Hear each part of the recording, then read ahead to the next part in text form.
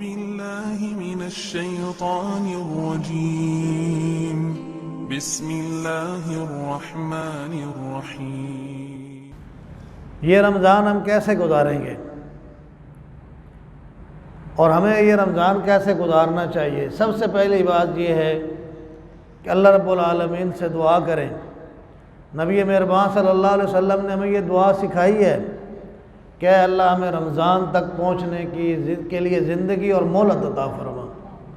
تو اللہ سے ہم دعا کرتے ہیں کہ یا اللہ یہ برکتوں اور رحمتوں والا مہینہ ہمیں اپنی زندگی میں نصیب فرما۔ پھر یہ رمضان یہ نیکیوں کا موسم بہار ہے، جہنم کی آگ سے آزادی ہے اور آخرت کے اندر جنت کے حصول کا ذریعہ ہے۔ اگر ہم ٹھیک پلان کر لیں اور صحیح اس کے لیے تیاری کر لیں تو بالکل یہ رمضان اللہ کے نبی کا وعدہ ہے کہ یہ رمضان اور رمضان کے اندر کی جانے والی عبادات، اس کے نتیجے میں اللہ رب العالمین اپنے بندوں کو جہنم کی آگ سے آزاد فرماتا ہے۔ اس لیے آج سے میں اور آپ رمضان کی تیاری کریں، اس کی پلان کریں اور اس کو اچھے سے اچھے طریقے سے ہم اپنی نجات کے لیے پورا ایک پروگرام بنا کر یہ کام کریں۔ سب سے پہلا کام کیا کرنا ہے؟ صحابہ اکرام رضوان اللہ علیہ اجمعین فرماتے ہیں کہ حضور نبی کریم صلی اللہ علیہ وسلم ہمیں رمضان کی آمد سے پہلے رمضان کے لیے تیار فرمایا کرتے ہیں۔ حضرت سلمان فارسی رضی اللہ عنہ فرماتے ہیں کہ نبی مہربان صلی اللہ علیہ وسلم نے فرمایا خطبنا رسول اللہ، ہمیں رسول اللہ صلی اللہ علیہ وسلم نے خطبہ ارشاد فرمایا فی آخر یوم من شعبان، شعبان کے آخری دنوں میں، اور خطبہ کیا فرمایا کہ یا ایھا الناس، اے لوگو، قد اظلکم شہر عظیم شہر مبارک، تمہارے اوپر ایک عظمتوں والا اور برکتوں والا مہینہ سایہ فکن ہو رہا ہے، تم پر آ رہا ہے۔ اب یہ رحمتوں، برکتوں، عظمتوں اور جہنم کی آزادی کا یہ مہینہ ہم کیسے گزاریں گے؟ نمبر ایک، پہلا کام ہم نے کیا کرنا ہے؟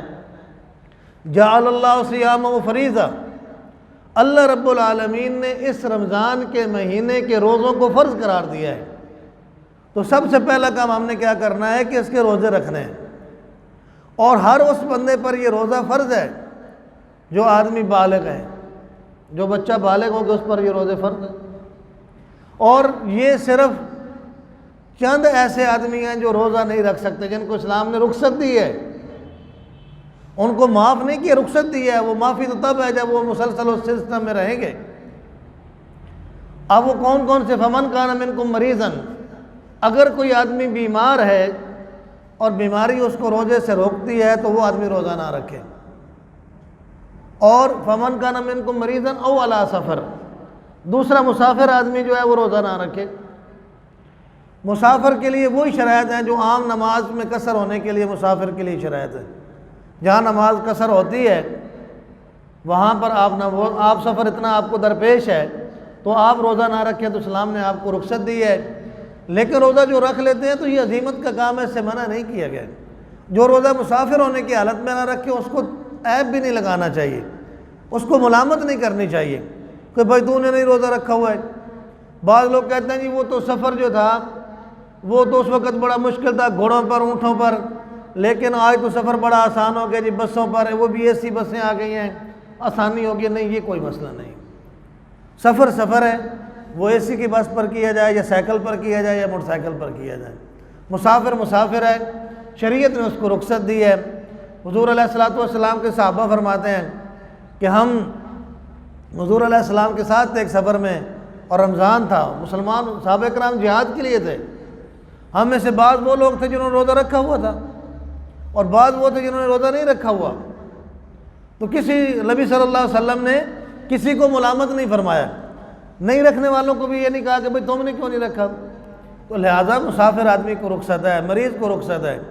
وہ عورت جس کے پیٹ میں بچہ ہے اور اسے ڈر ہے کہ اگر میں روزہ رکھوں گی تو کمزوری کی وجہ سے میرے بچے کی فیڈ میں کمی ہو جائے گی، تو وہ عورت جو ہے روزہ اس کو بھی معاف ہے، رخصت ہے۔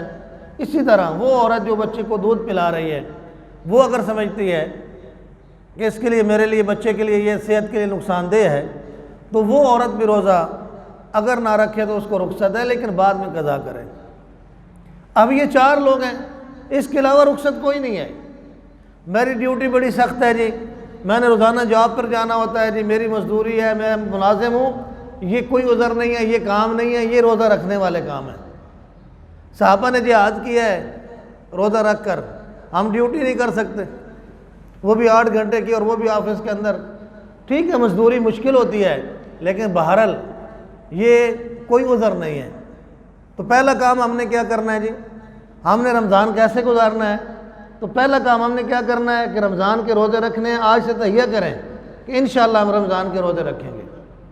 پھر ہم نے کیا کرنا ہے، اپنے بچوں کو آج جا کر تیار کرنا ہے، اپنے گھر والوں کو بٹھا لیں، بلا کر، بیٹے کو بلائیں، بیٹیوں کو بلائیں، ماں باپ کو اگر آپ کے ساتھ ہیں تو ان کو بلائیں، بیوی کو ساتھ بٹھائیں، اور کہیں کہ جی رمضان آ رہا ہے منگل سے یا بدھ سے، تو آپ نے کیا کرنا ہے، سب لوگ تیار ہو جائیں، ہم انشاءاللہ روزہ رکھیں گے۔ تو گھر جا کر بھی یہ ماحول بنائیں تاکہ بچوں کو پتہ چلے کہ رمضان آ رہا ہے، اور رمضان میں ہم نے کیا کرنا ہے۔ یہ رمضان گزارنے کے طریقے ہیں، اور نبی مہربان صلی اللہ علیہ وسلم نے صحابہ کو یہ تعلیم دی ہے۔ حضور نبی کریم صلی اللہ علیہ وسلم کے فرامین کی روشنی میں پہلا کام، اور اس رمضان کو ہم نے اس طرح گزارنا ہے کہ ہم نے رمضان کے روزے رکھنے ہیں، اور بغیر عذر کے روزہ نہیں چھوڑنا ہے۔ پھر اس کے ساتھ نبی صلی اللہ علیہ وسلم نے فرمایا، جو آدمی بغیر عذر شرعی کے، جو 4 میں نے آپ کو بتائے ہیں، اس عذر کے بغیر رمضان کا روزہ چھوڑ دیتا ہے، تو نبی مہربان صلی اللہ علیہ وسلم نے فرمایا اگر بدلے میں وہ زندگی بھر بھی روزے رکھتا رہے تو اللہ کے ہاں اس روزے کی قضا نہیں ہو سکتی۔ یہ کوئی چھوٹا کام نہیں ہے کہ ہمارا دل کرے تو روزہ رکھ لے، دل کرے تو نہ رکھیں، جی آج فنکشن ہے، جی آج فلاں جگہ پہ جانا ہے جی تو روزہ نہیں، روزہ رکھنا ہے۔ روزے کی کوئی معافی نہیں ہے، شیڈول بنا لیں، زندگی کو محدود کر لیں کہ بھائی رمضان کے اندر میں نے یہ کام نہیں کرنے جو غیر ضروری کام ہے۔ تو رمضان کے اندر ہم نے پہلا کام کرنا ہے کہ روزہ رکھنا ہے، اور روزے کو چھوڑنا نہیں ہے۔ پھر ایک اور کام بھی ہم نے کرنا ہے، جو مریض حضرات ہیں، یا جس طرح خواتین کے بارے میں نے عرض کیا، اگر وہ روزہ نہیں رکھ رہے تو کم از کم روزے کی پامالی اور بے حرمتی نہ کریں۔ پہلے زمانے میں جب ہم چھوٹے چھوٹے تھے تو ہمارے والدین اور بزرگ حضرات جو تھے، اگر روزہ نہیں رکھتے تھے تو وہ کیا کرتے تھے، کم از کم گھر کے اندر آگ نہیں جلاتے تھے۔ آج کل تو جناب گھر تندوری لوگ تائیوں نے دوپہری، وہ تندور جی کیوں جی تازی روٹی کھانی ہے جی، وہ بھائی رمضان ہے، رمضان کا احترام کریں، رمضان کا احترام بھی سیکھیں۔ یہ مسافر خانے کے نام پر ہوٹل کھول لینا اور وہاں سارے روزہ خوروں کا وہاں چلے جانا، یہ کتنا ظلم ہے۔ ہم مسلمان ہیں، ہمارا دین ہمیں یہ سکھاتا ہے کہ روزہ رکھنا ہے تو ساتھ کیا کرنا ہے، اپنے گھر کے اندر بھی اپنی اہلیہ سے کہیں کہ وہ بچوں کے لیے روٹی بنا لے، آج کل تو برتن آ گئے ہیں، کسی ہاٹ پاٹ میں ڈال کے رکھ لیں، ان کو کھلائیں۔ یہ تو طریقہ ٹھیک نہیں ہے کہ ہم سارا دن رمضان کو الٹا زیادہ اس کی پامالی بھی کریں۔ تو لہٰذا رمضان کو روزہ بھی رکھنا ہے، روزے کی پامالی سے بھی بچنا ہے، احترام رمضان بھی ہم نے کرنا ہے ساتھ۔ اب دیکھیں میں ایک جگہ پر تھا، بیرون ملک کے اندر ایک جگہ پر، تو وہاں مجھے دوستوں نے بتایا کہ یہ ساتھ جو لوگ رہتے ہیں یہ ہندو لوگ ہیں، یہ انڈیا سے ان کا تعلق ہے، لیکن وہ ساری چیزیں صبح خرید کے، صبح ہم شہری میں کچھ چیزیں لینے کے لیے گئے ایک شاپنگ مال سے، تو وہ اس مال سے خرید رہے تھے۔ اس نے کہا کہ بھئی آپ کیوں خرید رہے ہیں؟ میں اس کا دوست تھا۔ اس نے کہا کہ دیکھیں جی آپ مسلمان ہیں، ہمارے ساتھ مسلمان رہتے ہیں، ہم ان کا احترام کرتے ہیں، سارا دن وہ روزہ رکھتے ہیں، تو ہم بھی نہیں چاہتے ہیں کہ کوئی ادھر چیزیں پکائیں، ہم ان کے ساتھ احترام رمضان میں ان کے ساتھ شامل ہو جاتے ہیں۔ تو ہمارا حال کیا ہے؟ مسلم سوسائٹی کا اگر حال یہ ہے تو پھر ہمیں افسوس کرنا چاہیے اپنے رویوں پر۔ لہذا اس رمضان میں پہلا کام کہ ہم نے روزے رکھنے ہیں۔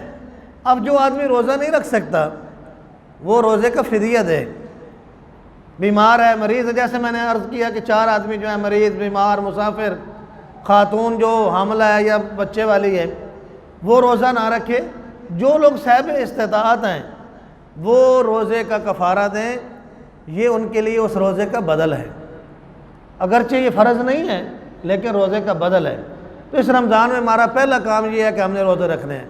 دوسرا کام کیا ہے؟ نوافل کو زیادہ پڑھنا ہے۔ نبی مہربان صلی اللہ علیہ وسلم نے فرمایا کہ جو آدمی رمضان کے اندر ایک نفل پڑھتا ہے عام دنوں کے فرائض کے ادا کرنے کے برابر اسے ثواب ملتا ہے۔ لہٰذا نفل کا حضور علیہ السلام نے فرمایا۔ اب نفل کے اندر کیا ہے؟ نفلی عبادت ہے اور نفلی خرچ ہے، آپ نفلی طور پر خرچ بھی کریں۔ اور یہ کتنا بہترین عمل ہے کہ عام دنوں کے فرض ادا کرنے کے برابر ہم یہ نفل ادا کر کے ثواب لیں۔ اب جس آدمی کے پاس مال ہے تو وہ مال بھی خرچ کرے، ویسے غریبوں کی ضرورت پوری کرے، ان کے ساتھ ہمدردی کرے۔ اب نفل کے پڑھنا کتنے آسان ہے رمضان میں کہ ہم لوگ جب سحری کے لیے اٹھتے ہیں، اگر ہم پورا سال تہجد نہیں پڑھتے تو چلیں اس رمضان کو ہم یہ آج عزم کر لیں کہ ہم روزہ رکھنے سے کم از کم گھنٹہ پہلے اٹھ جائیں گے۔ ہمارے گھر والے تو ظاہر اٹھ جاتے ہیں، انہوں نے روٹی بنانی ہوتی ہے، تو ہم بھی اٹھ جائیں۔ ہم کہ وہ روٹی بنا رہے ہوتے ہیں، چلو ہم اٹھ کے وضو کریں اور تہجد پڑھ لیں، نفل پڑھ لیں، اور پھر اس کے بعد سحری کھائیں۔ یہ کتنا موقع ہے ہمارے پاس کہ ہم آدھا گھنٹہ پہلے اٹھ کر اللہ رب العالمین کو منا لیں۔ اور رب ذوالجلال کا فرمان ہے کہ جو آدمی فجر کے سے پہلے تہجد کی نماز کے وقت جو مجھے پکارتا ہے، اللہ رب العالمین فرماتا ہے میں تو آسمان دنیا پر آ کر اس کی پکار کا جواب دیتا ہوں۔ اللہ رب العالمین اعلان فرماتا ہے کہ ہے کوئی رزق مانگنے والا میں رزق دوں، کوئی ہے مصیبتوں میں پھنسا ہوا کہ میں اس کی مصیبتوں کو دور کروں، کوئی پریشانیوں میں مبتلا ہے تو پریشانی دور فرماؤں۔ تو اس لیے رب ذوالجلال کی اس پکار پر، اس کے اس اعلان کا مصداق بننے کے لیے ہم رمضان کے اندر تہجد کا، نوافل کا اہتمام کریں۔ اور سب سے بہترین اور نفل کیا ہے؟ وہ عشاء کی نماز کے اندر قرآن مجید کو سننا اور تراویح کے اندر قرآن کو سننا، یہ ایک نفل بہترین ہمارے پاس موقع ہے۔ اور نبی مہربان صلی اللہ علیہ وسلم نے فرمایا من قام رمضان، جس نے رات کو قیام کیا رمضان کی رات میں، تو اللہ رب العالمین فرماتا ہے غفر لہ ما تقدم من ذنبہ۔ حضور علیہ السلام نے فرمایا جس نے رمضان کا قیام کیا ایمان کے ساتھ ثواب کی امید پر، اللہ رب العالمین اس کے پہلے گناہ سارے معاف کر دے گا۔ تو کیا ہم نہیں چاہتے ہیں کہ ہماری پچھلی غلطیوں کے گناہ معاف ہو جائیں؟ یہ موقع ہے، یہ موقع آ رہا ہے، اس موقع کو غنیمت بنائیں، اس کے لیے پلان کریں، اس کی تیاری کریں، اور دل کے اندر عزم کر لیں کہ انشاءاللہ ہم نے اس رمضان کو اپنی مغفرت کا ذریعہ بنانا ہے۔ اور پھر اس کے بعد حضور نبی کریم صلی اللہ علیہ وسلم نے فرمایا تیسرا کام کیا کرنا ہے؟ فرائض کی پابندی تو بندہ مسلم کے اوپر ہر دن 5 وقت ہے، لیکن رمضان کے اندر خاص طور پر ہم اس کا اہتمام کریں کہ کوئی ہماری نماز فرض جو ہے وہ باجماعت مس نہ ہو۔ ہم ارادہ کر لیں کہ ہم نے نماز پڑھنی ہے اور باجماعت پڑھنی ہے۔ تو نبی مہربان صلی اللہ علیہ وسلم نے خوشخبری سنائی کہ جو آدمی رمضان میں ایک فرض ادا کرتا ہے اس آدمی کو عام دنوں کے 70 فرائض ادا کرنے کے برابر ثواب ملتا ہے۔ تو ہم نماز کے فرض کا بھی اہتمام کریں، پھر فرض مالی کو بھی ادا کریں، اور وہ زکوٰۃ ہے۔ زکوٰۃ کے ذریعے سے مال کو پاک کریں۔ اور نبی مہربان صلی اللہ علیہ وسلم نے بڑی سخت وعید سنائی ہے ان لوگوں کو جنہوں نے اپنے مال میں سے زکوٰۃ نہیں نکالتے ہیں۔ ہم انشاءاللہ اگلے جمعے پر زکوٰۃ کے بارے میں بات کریں گے۔ آج ہم یہی یاد رکھ لیں کہ اس رمضان میں ہم نے فرض نماز کو باجماعت پڑھنے کا پورا اہتمام کرنا ہے اور زکوٰۃ کو ادا کرنے کا پورا اہتمام کرنا ہے۔ یہ بات یاد رکھیں، جو آدمی زکوٰۃ ادا نہیں کرتے ان کا مال پاک نہیں ہوتا۔ اب ہم چاہتے ہیں کہ سارا دن بھوکا پیاسا رہیں اور شام کو ناپاک مال سے افطاری کریں، تو ٹھیک ہے، ہم زکوٰۃ نہ دیں تو کیا فائدہ سارا دن بھوکا پیاسا رہنے، اس کا کوئی فائدہ نہیں ہے جب تک افطاری کے لیے رزق حلال اور رزق پاک کا استعمال نہ کیا جائے گا۔ پھر اس کے بعد ہم نے کیا کرنا؟ نبی مہربان صلی اللہ علیہ وسلم نے فرمایا کہ رمضان کا کس طرح ہم نے گزارنا ہے کہ اس رمضان کے اندر ہم افطاری کا اہتمام کریں۔ کسی ایک بندے کو افطار کروا لیں، اس کا آغاز اپنے ذات سے کریں، اپنے گھر والوں سے، اس کے بعد اپنے محلے میں سے، اپنے رشتہ داروں میں سے کسی کو بلائیں، پھر غرباء کو، جتنی لوگوں کو اللہ نے وسعت دی ہے۔ اب نبی صلی اللہ علیہ وسلم نے فرمایا من فطر صائما، جس آدمی نے کسی روزے دار کا روزہ افطار کروایا، اس کے لیے حضور علیہ السلام نے کیا فرمایا؟ آپ توجہ فرمائیے، کتنا بڑا کام ہے۔ کان لہ مغفرۃ لذنوبہ، سب سے پہلا کیا ہے؟ اللہ اس کے گناہ معاف کر دے گا۔ اچھا جی، افطاری تو ہم گھر میں بناتے ہیں، تو ایک بندے کے لیے زیادہ بنا دیں، ایک بندے کو ہم دعوت دے دیں، دوست کو دے دیں، بھائی کو دے دیں، رشتہ دار کو دے دیں، اپنی فیملی ممبران میں سے کسی کو جو آپ کے رشتہ دار ہیں ان کو بلا لیں کہ بھائی آج آپ نے افطاری میرے ساتھ کرنی ہے۔ آپ کو اللہ نے زیادہ وسعت دی ہے، آپ زیادہ سینکڑوں لوگوں کو دعوت دیں، ان تک پہنچائیں۔ غرباء اور مساکین، اس طرح کے معاشرے کے اندر جو لوگ ہیں جو روزہ رکھتے ہیں، ان کی روزہ افطاری میں ان کو روزہ افطار کروائیں۔ کتنا بڑا کام ہے کہ ایک روزہ دار کا روزہ افطار کروانے کے لیے حضور علیہ السلام نے فرمایا اللہ اس روزہ دار کو روزہ افطار کروانے کے گناہ معاف کر دے گا، اور پھر اس سے بھی بڑی بشارت سنائی، وَعِتْقُ رَقَبَتِهِ مِنَ النَّارِ، اللہ اس بندے کو جہنم کی آگ سے آزاد کر دے گا۔ تو رمضان کے اندر روزے کو افطار کروانے کا، افطاری کا بندوبست کریں جتنا آپ کر سکتے ہیں۔ اب صحابہ نے عرض کیا، صحابہ تو ظاہر اتنا اجر اور اتنی بشارت، صحابہ نے عرض کیا یا رسول اللہ ہم میں سے بہت سارے لوگ تو گنجائش نہیں پاتے، لیس نجد، ہم نہیں پاتے یہ ساری چیزیں افطاری کے لیے۔ آپ صلی اللہ علیہ وسلم نے فرمایا یہ تو کوئی مشکل نہیں ہے، من فطر صائما علی مزقۃ لبن او شربۃ من ماء، آپ صلی اللہ علیہ وسلم نے فرمایا تم کسی روزے دار کو روزے کا افطار کروانے کے لیے دودھ کا ایک گھونٹ یا پانی کا ایک گلاس کے ذریعے سے اس کی افطاری کرواؤ گے تب بھی اللہ تمہیں یہ اجر دے گا۔ اور پھر اس کے بعد آپ صلی اللہ علیہ وسلم نے فرمایا کہ جو آدمی کسی روزے دار کو پیٹ بھر کے کھانا کھلائے گا، آپ سنیں جی یہ آخری بات ہے، حضور علیہ السلام نے فرمایا کہ جو آدمی روزے دار کو پیٹ بھر کے کھلائے گا، سقا اللہ من حوض شربتن لا یظمأ حتی یدخل الجنہ، نبی مہربان صلی اللہ علیہ وسلم نے فرمایا روزے دار کو پیٹ بھر کے کھلانے والا آدمی قیامت کے دن اللہ اس کو میرے حوض کوثر سے پانی پلائے گا۔ اور نبی مہربان صلی اللہ علیہ وسلم نے فرمایا جو میرے حوض کوثر سے اس دن پانی پی لے گا لا یظمأ، وہ اس کو پیاس نہیں لگے گی حتی یدخل الجنہ، یہاں تک کہ جنت میں اپنے گھر میں داخل ہو جائے گا۔ کیا ہم نہیں چاہتے ہیں جب حضور علیہ السلام اپنے دست مبارک سے حوض کوثر پر کھڑے ہوں گے، اپنے حوض پر آپ صلی اللہ علیہ وسلم نے فرمایا، اور میں اپنے دست مبارک سے اپنی امتیوں کو حوض کوثر سے پلاؤں گا، وہ خوش نصیب آدمی ہے جو رمضان کے روزے رکھے اور روزے داروں کا کسی کا بھی پیٹ بھر کے کھانا کھلائے۔ آپ صلی اللہ علیہ وسلم نے فرمایا اللہ اس کو حوض کوثر سے پانی پلائے گا۔ اور اس رمضان میں ہم نے پانچواں کام یہ کرنا ہے کہ قرآن مجید جس کی وجہ سے یہ رمضان کو برکت ملی ہے، اس رمضان کو ہم نے قرآن کے سائے میں اس رمضان کو ہم نے گزارنا ہے، قرآن کے سائے میں یہ رمضان گزاریں۔ اب ہم کیا کریں؟ اپنا وقت طے کریں، آج پلان کریں استقبال رمضان کہ یہ رمضان ہم نے کیسے گزارنا ہے۔ آج ہم پلان کریں کہ ہم اپنے دن اور رات میں سے کچھ حصہ قرآن مجید کی تلاوت کے لیے وقف کریں۔ میں آپ کو یہ مشورہ دیتا ہوں کہ آپ اپنے گھر کے اندر اس کا اہتمام کریں، فیملی کے اندر بیٹھ جائیں، بچوں سے کہیں کہ جی ہم نے صبح 10 بجے زور کے بعد عشاء کے بعد تراویح کے بعد جس وقت پہ آپ کے بچے اور آپ آسان سمجھتے ہیں سارے بچوں کو گھر میں لے کر بیٹھ جائیں اور کہیں کہ تلاوت کریں۔ روزانہ کا ایک سبق طے کریں کہ آج ہم نے قرآن اتنا پڑھنا ہے۔ جب گھر کا فرد، گھر کا سربراہ باپ، دوسرا گھر کی سب سے بڑی ٹیچر وہ معلمہ ماں، جب یہ کام کریں گے تو بچے کریں گے۔ سارے کام آپ کو استاد نہیں کریں گے، سارے کام مدرسے نہیں کریں گے، سارے کام مولوی صاحب نہیں کریں گے، کام تو ہم نے خود کرنے ہیں۔ جب تک آپ اپنے گھر میں یہ ماحول نہیں بنائیں گے آپ کے بچے نہیں سدھریں گے، نہیں سنوریں گے۔ لہذا اس رمضان کو قرآن کے سائے میں بنائیں، خود تلاوت کریں، بچوں کو تلاوت کی ترغیب دیں، ان کے ساتھ بیٹھ جائیں، وقت نکالیں، بچوں کو وقت دیں، ان کے ساتھ بیٹھ جائیں اور بیٹھ کر قرآن مجید کی تلاوت کریں۔ یہ زیادہ برکت آتی ہے، ختم پڑھوانے سے اتنی برکت نہیں آتی جتنا جب تک ہم خود نہیں پڑھیں گے۔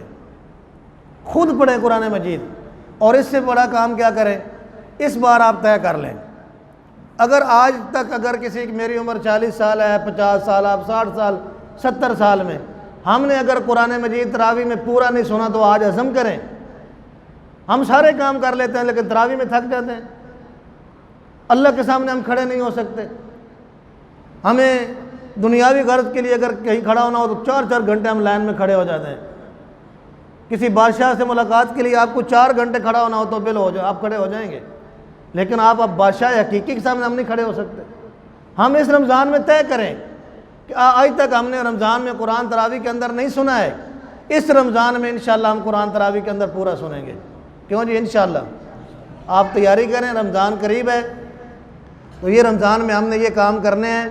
پہلا کام روزہ رکھیں، دوسرا کام نوافل کا اہتمام کریں، تیسرا کام فرائض کی پابندی کریں، چوتھا کام یہ ہے کہ افطار روزہ داروں کو روزہ افطار کروائیں، اور پانچواں کام یہ ہے کہ رمضان کو قرآن کے سائے میں گزاریں۔ اللہ رب العالمین ہمیں توفیق عطا